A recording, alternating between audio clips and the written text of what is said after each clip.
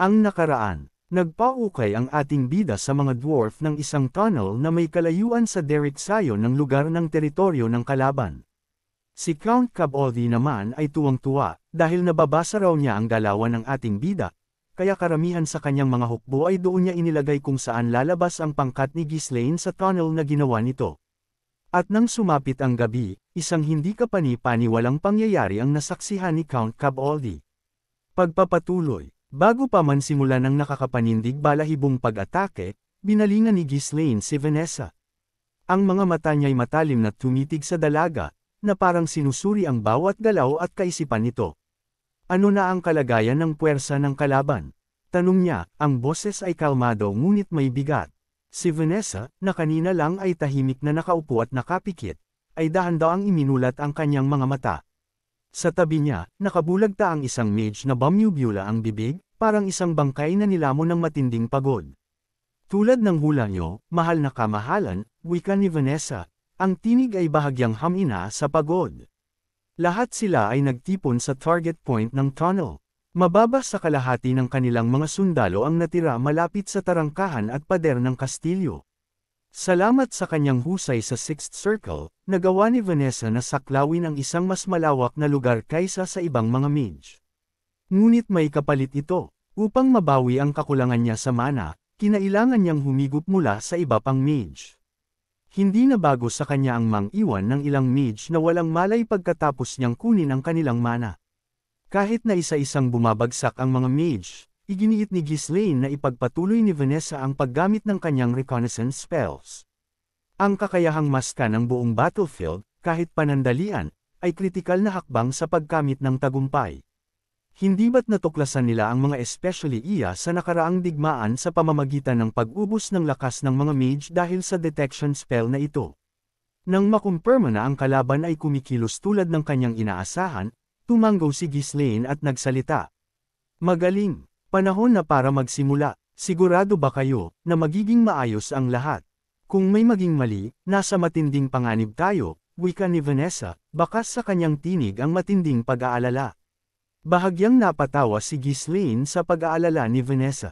Kung magtagumpay ito, makukuha natin ang kastilyo ng may minimal na pagkalugi. Hindi ba mas mainam kung ginamit ko na lang ang mana ng mga mage para salakayin ang mga sundalo sa pader? Mungkahi niya. Hindi pa oras para ibunyag ang presensya ng ating mga mage. Bukod pa, ang paraang yan ay maaaring makasira pero hindi tayo magtatagumpay sa pagkuha ng kastilyo ng madali. Magtatagal ang kalaban hanggang dumating ang reinforcement. Alam mo naman na wala tayong masyadong oras, di ba?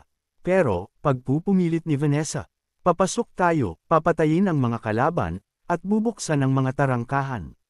Gaano kasimple at kaepektibo yan? Tanong no Vanessa, ang mga yan ay gutom na, kaya wala na silang lakas. Hindi sila mahirap kalabanan. Nang makita ang matatag na desisyon ni Ghislaine, yumuko si Vanessa. Mapanganib, ngunit ang posibleng gantimpala ay napakalaki. Ang makuha ang kastilyo sa loob lang ng isang araw ay sulit na isugal. Naisip na lang niyang sana ay magtagumpay ang plano ng walang malalaking pagkalugi. Naiintindihan ko. Ingatan niyo po ang sarili niyo. Sige, ihanda na natin ang lahat. Iniwan ni Ghislaine ang pag-aalala ni Vanessa at tinawag ang kanyang mga knights. Pagpatak ng dilim, sasakay tayo sa mga hot air balloon at sasalakay sa loob ng kastilyo ng kalaban. Pagpasok natin, sisimulan natin ang pagkuha sa mga pader at bubuksan ang mga tarangkahan. Ang mga knights, na hanggang kamakailan ay mayabang, ngayon ay may malungkot na ekspresyon na para bang dumating na ang hindi maiiwasan.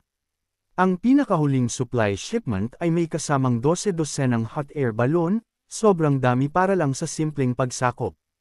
Ang mga knights na nakakita nito ay naaalala ang fall breaking technique na natutunan nila kamakailan, kahit pa binaliwala nila ang posibilidad. Ngunit hindi nila inakala na ang kanilang pagkabahala ay magiging katotohanan. Nang ibigay na ng kamahalan ang kanyang utos, ang operasyon ay nakatakda na. Ang mga knights, na alam ang pagiging matigas ng kanilang kamahalan mula sa mga nakaraang karanasan, ay nakadama ng matinding bigat sa kanilang mga puso. Sa sandaling iyon, isang knight ang nagtanong sa nalilitong tono. Kung gayon, bakit po tayo naghukay ng tunnel? Hindi po ba tayo aatake sa pamamagitan nito? Iyon ay panlilinlang. Ang pangunahing puwersa ng kalaban ay malamang na nagtipon malapit sa exit ng tunnel para sa isang counterattack laban sa atin. Kung gayon, ibig sabihin, oo, sa pamamagitan ng direktang pagpasok sa kastilyo gamit ang mga airship, mabilis nating makukuha ang mga tarangkahan. Napalunok ang mga knights, hindi makapagsalita. Ang kamahalan nila ay hawak ang buong battlefield sa kanyang palad. Nakakapanindig balahibo. Ang tunay na focus ng plano ay ang mga airship. Ang kawalan ng mga siege weapons o ang paghuhukay ng tunnel ay hindi pangunahing diskarte, ito ay mga panlilinlang upang maging kampante ang kalaban at ilihis ang kanilang atensyon. Kaya pala nag-ensayo tayo ng fall breaking technique, naisip nila. Lahat pala ay pinlano na niya mula sa simula. Wala naman sigurong gagawin ng ating kamahalan ng walang dahilan. Ibang klase siya, pagkamangha ng mga ito sa paraan ng pag-iisip ng ating bida. Pag-alala sa nakaraan, lagi ng ganito ang kanilang kamahalan. Walang pagkakataon na kumilos siya ng walang layunin. Mula sa Forest of Beasts hanggang sa Battle of Ferdium, lagi siyang gumagamit ng anumang paraan para makamit ang tagumpay. Siya ay ang tipo ng tao na hindi lang kalaban ang nililinlang, kundi pati na rin ang sarili niyang mga kakampi, naghahanda ng maingat sa bawat hakbang. Bagaman ang kanyang mga pamamaraan ay madalas na salungat sa karaniwang loika, ang mga resulta ay laging nagpapakita na ang kamahalan ay may plano at mahusay. Habang minamasdan ni Ghislaine ang mga tensyonadong knights, binasag niya ang katahimikan. Naiintindihan ko ang inyong inaalala. Kahit gaano tayo kahanda, ang paglusob sa puso ng teritoryo ng kalaban ay hindi simple. Ito ay napakadelikado, at walang garantiya ng kaligtasan. Ang kanyang mga salita ay tumagos sa kanilang mga puso. Kahit pa knights sila, kalahati pa lang sila ng kanilang buong kakayahan, limitado sa oras na maaari silang epektibong lumaban. Kung hindi nila mabilis na mapasuko ang kalaban at mabuksan ang mga tarangkahan, tiyak na mapapalibutan sila ng puwersa ng kalaban at mapapawi. At walang sinuman ang mas nakakaintindi nito kaysa kay Ghislaine, na siyang nagplano ng operasyon. Sa gitna ng tumataas na tensyon, dahan-daang nagsalita si Ghislaine. Mas mahina pa rin tayo kaysa sa ating mga kalaban. Ang mga kalaban na ating haharapin sa hinaharap ay mas malakas pa kaysa kay Count Caboldi. Si Count Desmond ay isa sa pinakamalakas na figure sa Hilaga. At ang lakas ng ducal family ay walang kapantay, higit pa sa anumang solong kapangyarihan. Batid ng mga knights na balang araw, kailangan nilang labanan ang mga ganitong malalakas na kalaban. Kaya, ang digmaang ito ay dapat magtapos sa bilis na hindi nila kailanman inakala. Kung hindi natin kayang talunin ang mga kalaban na tulad nito ng madali, wala na tayong pag-asa. Hayaan ninyo akong magtanong, naging kulang ba tayo sa ating paghahanda? Tanong ng ating bida. Sa mga salitang iyon, huminga ng malalim ang mga knights at inilabas ang kanilang mga dibdib. Inisip nila ang lahat ng hirap na pinagdaanan nila. Isinugal nila ang kanilang buhay para masterin ang mana, nag-ensayo na may determinasyon na tiisin ang mga nabaling buto. Ang kanilang mga pagsisikap ay walang tigil, at lumaki sila sa bilis na walang sinuman ang makakaisip. Iyan ay hindi may kakaila, at sa katotohanan iyon, ang kanilang pagmamalaki at kumpiyansa ay umabot sa hindi pa nasusukat na antas. Sabay-sabay na umalangaw ang sigaw ng mga knights. Hindi kami nagkulang. Ang kanilang paghahanda ay hindi kulang. Sadyang maingat lang sila dahil ang kanilang kalaban ay hindi simpleng mga tao. Kahit na, ang puwersa ni Caboldi ay kabilang sa mga pinakamahusay na kagamitan sa Hilaga. Malapit na tayong bumagsak sa gitna ng mga sundalong iyon. Natatakot ba kayo? Sa banayad na paghamon ni Ghislaine, napatawa ang mga knights. Natalo na natin ang puwersa ni Desmond minsan, di ba? Tinalo pa nga natin ang mga halimaw na iyon sa Forest of Beasts. At ngayon, iniisip niyo na matatakot kami sa ilang maliliit na sundalo. Ang apoy sa mga mata ng mga knights ay mas lalong lumiwanag. Ngumisi si Ghislaine habang nagpapatuloy. Tama, ang takot ay para sa mga hindi handa. Ginawa natin ang lahat ng kaya natin. Ang kalaban ay lubos na hindi handa. Ngayon na ang oras para ilabas ang lahat ng kanilang naipunder. Hinampas ni Ghislaine ang kanyang dibdib ng 2 beses at tumawa. Hinihingi ko ang isang perpektong tagumpay. Sigaw ng ating bida na talagang nagpalakas ng loob sa mga tauhan nito. nahanda na rin ang mga ito sa isang matinding sagupaan na magaganap. Ito ay ang victory ritual ng mga mersenaryo na sumasamba sa Goddess of War. Ang mga knights, na karamihan ay dating mersenaryo, ay sumunod kay Ghislaine, hinampas ang kanilang sariling mga dibdib at tumawa. Kahit ang mga hindi mersenaryo ay naintindihan ang kahalagahan at sumali sa ritual. Hindi nagtagal, ang takot at tensyon ay tuluyang nawala sa mukha ng mga knights. Si Ghislaine, na puno ng kumpiyansa, ay muling nagsalita. Ako ay tatayo sa unahan sa pagkakataong ito rin. Sa Forest of Beasts, sa nakaraang digmaan, si Ghislaine ay laging nasa unahan. Dumadating sa pinakamapanganib na lugar muna, ginagawang posible ang imposible. Ito ang pinagmulan ng lakas na nagbibigay inspirasyon sa lahat at nakakuha ng kanilang tiwala. Sundin niyo ako ng buong lakas, tulad ng lagi ninyong ginagawa. Iyon ay sapat na. Sa paggawa nito, makukuha nila ang tagumpay muli.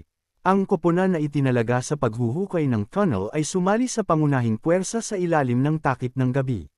Magiging perpekto sana kung lahat ng 400 ay makakasakay sa mga airship at makakapasok sa kastilyo, ngunit kahit gaano pa sila magsiksikan, walang sapat na lugar para sa lahat.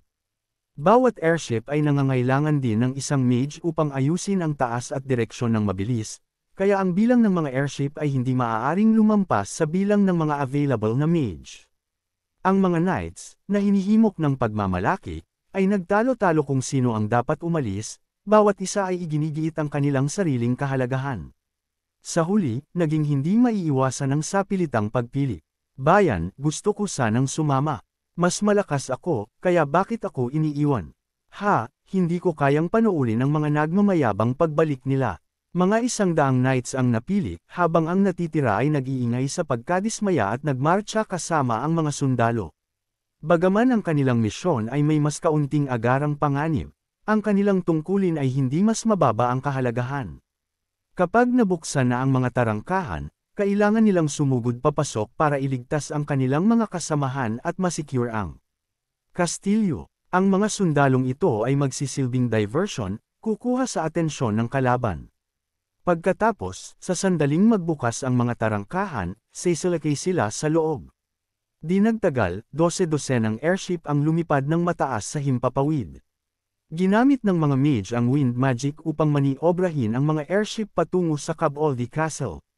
Tahimik ang paligid, habang papalapit sila sa kastilyo, nananatiling tensyonado ang mga sakay. Patuloy na bumibilis ang tibok ng puso ng mga taong nasa loob ng mga hot air balloon. Habang ang normal na mga pana ay hindi aabot sa kanila, ang mga bihasang knights o mage ay madaling makatama sa taas na ito. Sa kabutihang palad, ang mga knights at sundalo ng Caboldi Castle ay nabigong mapansin ang mga airship sa oras. Ang dilim ng gabi, kasama ang kanilang focus sa umuusad na puwersa ng Fenris sa lupa, ay walang pagkakataon para tumingin sila sa kalangitan. Ha! Ano iyon? Isang sundalo ng Caboldi na nakapwesto sa isang outer watchtower ang hindi sinasadyang napansin ang mga airship nang dumaan ang mga ito sa ibabaw ng mga pader ng kastilyo. Ang kanyang ulat ay nag-alerto sa mga sundalo at opisyal na nakapwesto sa pader, na tumangala at nakita ang mga airship. Ano iyan? May bagay sa langit. Hindi naman yata halimaw iyan, di ba? Bakit ito papunta sa ating kastilyo? Ang mga sundalo, na pansamantalang nakalimutan ang umuusad na puwersa ng Fenris sa harap nila, ay nakatayo sa pagkamangha, nakatingin ng walang kaisip-isip sa mga airship. Kapag ang mga tao ay lubos na nabigla, ang kanilang kakayahang mag-isip ng malinaw ay madalas na humihinto. Ang malalim na paniniwala na ang mga tao ay hindi maaaring lumipad ay napakalakas na hindi nila maisip na may mga taong nakaupo sa malalaking basket sa himpapawid. Humihinto ba iyan? Ha! Bumaba na, sandali, hindi talaga iyan halimaw. Mataba at may dala itong bagay sa ilalim.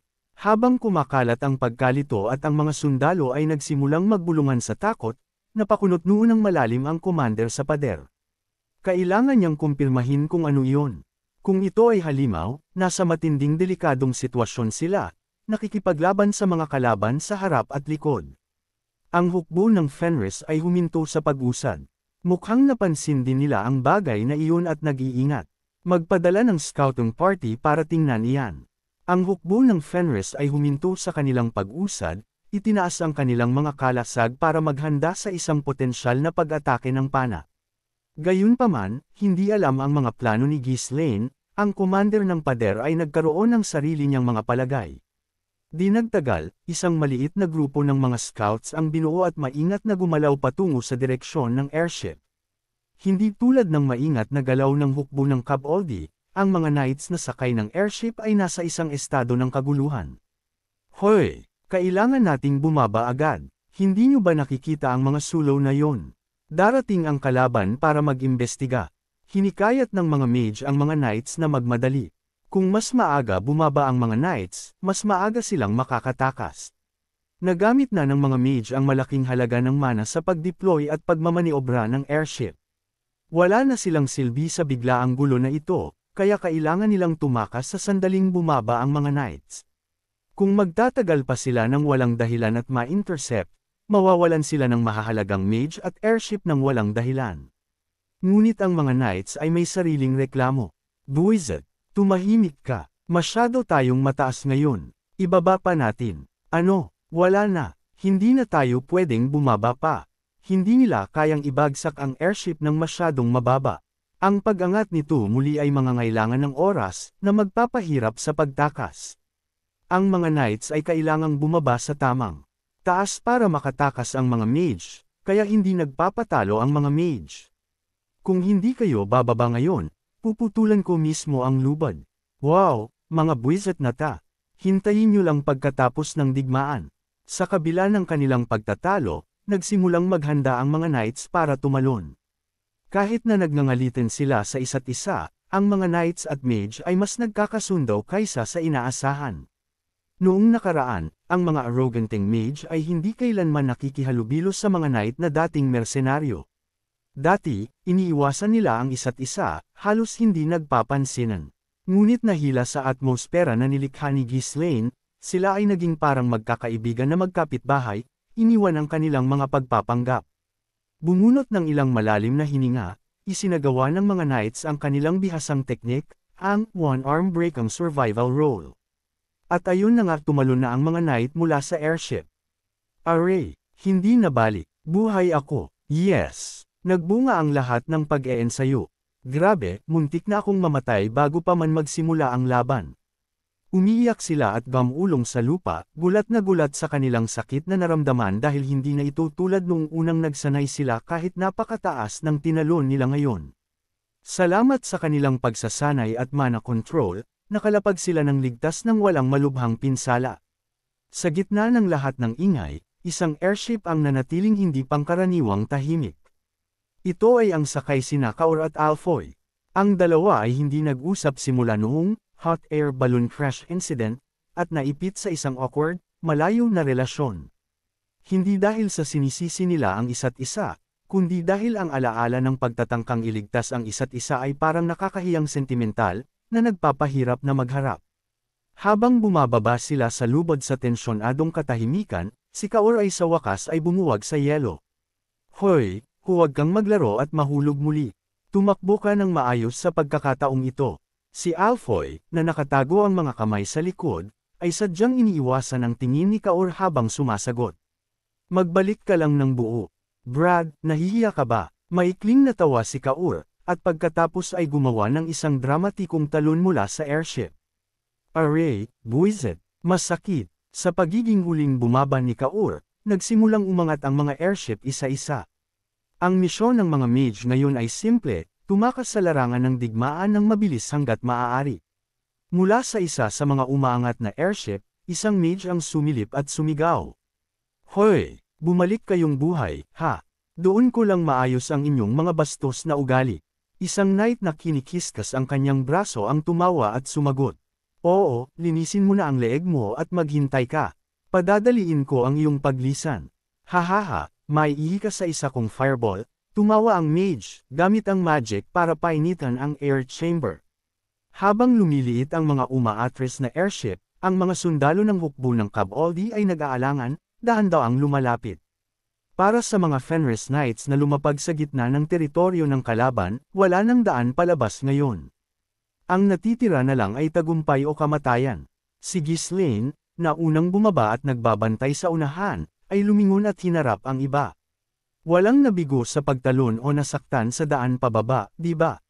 Wala po, sir. Ang mga knights ay inikot ang kanilang masakit na mga braso at tumawa. Di nagtagal, isang nakakapanakot na pagnanais na pumatay ang nagsimulang bumangon sa gitna nila. Binunot ni Ghislaine ang kanyang espada at ngumisi.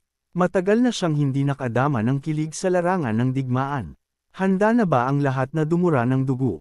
Tanong ng ating bida na nakangiti ngayon, sabik na wasakin ang katawan ng kanyang mga kalaban ngayon. Lubos na handa, sir. Tugon naman ng mga tauhan nito na nakasabay na sa kasab-ikan ni Ghislaine na lumaban. Sa malulupit na ngiti na sumasalamin kay Ghislaine, binunot ng mga knights ang kanilang mga espada. Walang isang talam na walang mana, bawat isa ay binalot sa isang maningning na asol na liwanag. Abangan! Kung nagustuhan po ninyo ang aking recap, huwag sana ninyong kalimutan ang mag-like o mag-comment. Maraming salamat.